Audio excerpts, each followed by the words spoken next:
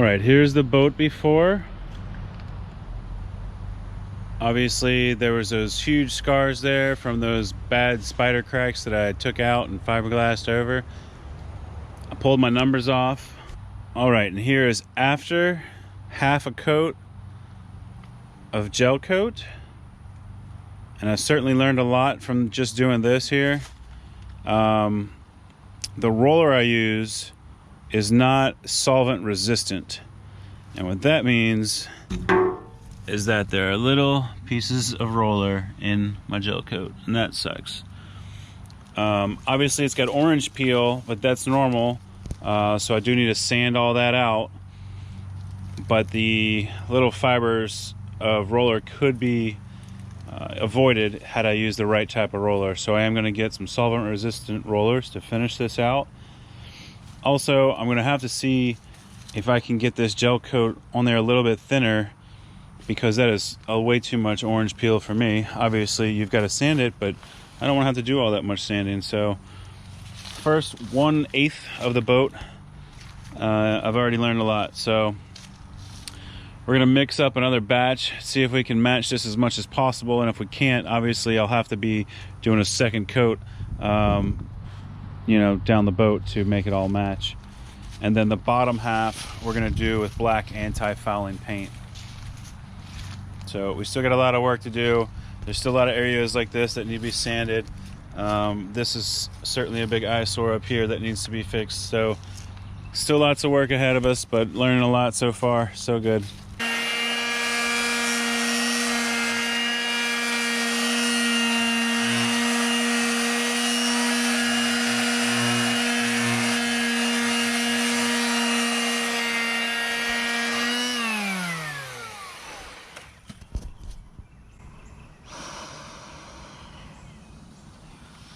The worst part about painting your boat is not dealing with the gel coat. If you can imagine, it's wearing one of these, typically covered in fiberglass dust, and or wearing long sleeve clothes while you do this, sanding for hours and hours and hours. I'm telling you, the cosmetic compound sands off really nicely. It's almost like a wood putty, but the other what do you call that, structural repair putty, that stuff is so hard. I'm telling you, man, I literally have been doing this for days. So we are in the home stretch though, getting very, very close, and I can't wait to slap a nice beautiful coat of gel coat on here. So exciting. Okay, so after I've applied the first gel coat layer, I learned a couple things. One is we're gonna get all the lint off these rollers first, and the second one is it's gotta be solvent resistant roller. I tried looking at the hardware store. They had nothing like this and had no idea what that meant. And I tried looking at Sherwin-Williams, and they have heard of it, but they did not have any in stock.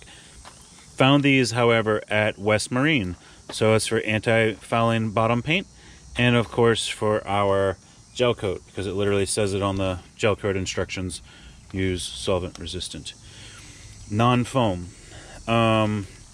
So anyway, I'm gonna wrap this in tape and then pull the tape off to try and get some of the lint off, so that way we can minimize that. And then I'm gonna mix up another coat and put a second coat over this gel coat and completely finish out this side that we ended up stopping on. Why did we stop? Because the application I was using was this 3-inch roller, not a 9-inch roller. And secondly, I put hardener in the gel coat as it's specified, and it hardened up so fast that by the time I got over here, it was already too hard. And I really wasn't moving that slow. I was pretty much, I'm telling you, maybe 5 minutes, and that stuff was hard. 10 minutes at max, and the gel coat was already hardening, and it became too hard to continue to roll on. So I learned a little something. I'm not going to make it quite as hard as far as putting the hardener in there. I'll use a little bit less on this next try.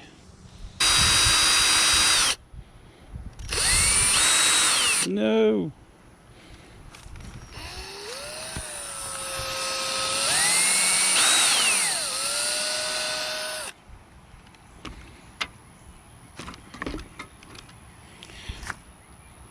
All right, once your gel coat is thoroughly mixed up, you're gonna wanna pour it and measure it.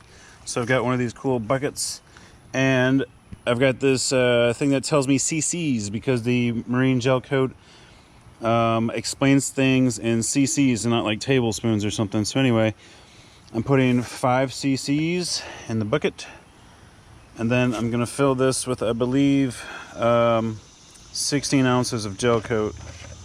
Hang on, bear with me. No, that's overkill. I'm gonna try and do about a 1/4 liter, because I'm only doing the transom right now with this white. These little plastic things, you can find them at the hardware store. They only cost $1, and they're super cool, especially when you're pouring something like gel coat. Do not attach it to the outside like I did here. It goes on the inside, and the point is to keep all of the paint out of the groove here, so that way your lid can always go on and off. And it also just helps you pour it more smoothly. Anyway, so I'm gonna pour this up, we're gonna mix it up, and I'll see you in a second when we're painting the transom. All right, I just poured it, and you can see that the paint basically just rolls back down into the paint can now, instead of getting on the lip of your paint can. And one other thing, when I said I'm pouring 5 cc's in here, I didn't tell you what it was, but it's the catalyst for the gel coat. All right guys, check this out. I put it on nice and thick, so that way I don't have any issues as far as it flaking, hopefully. All right, so I have to apologize here because I forgot to set up the tripod with the camera before I put the liquid hardener into the gel coat. And so I ran around the boat like a madman trying to finish this paint job, and there was absolutely no time to do any sort of filming. So just imagine me running around. Guys, I'm just so excited to show you. It's all one smooth color. Some of it's still drying, so that's why it looks so different shades and stuff. And obviously down here, it didn't really matter that I went overlapping, because I'm gonna paint the bottom black. So I am gonna put blue tape over the gray exactly where I want it, and then I will paint the bottom with anti-fouling boat paint. Gel coat is so thick that some of the little imperfections, they don't even show up whatsoever. And I am very happy. Obviously it has a lot of orange peel in it, but it's gonna get sanded, and then it's going to get buffed out. And just so happy they don't have any stress cracks and spider cracks and chips in the paint. And I mean, the boat was just looking pretty rough before, so super excited about this. We're gonna do a couple little things to get it really looking nice. Even after wrapping the paint roller in the tape and pulling the what do you call it, the fabric, the lint off, you can still see there's plenty of lint left on the boat. So that really sucks that those rollers, they're not lint free. They shed lint everywhere. However, like I said earlier, it's gonna get sanded, and the bottom half will be black. And I think this boat is just gonna set it off with black and gray, and a little white interior action. And I can't wait for the finished thing. Get this thing back in the water.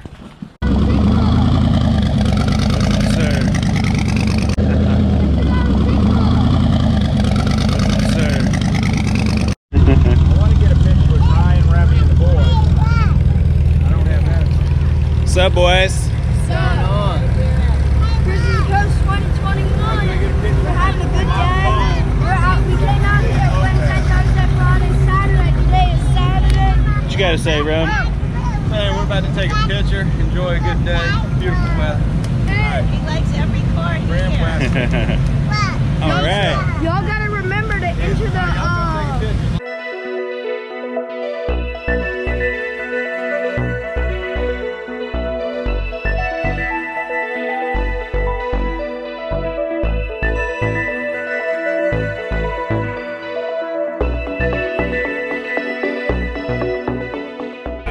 $1 million It runs well. That's got the original engine in there? That's an original matching numbers motor to the hull, and it's certified by Garwood. Wow. It's original sides, original hood around the motor,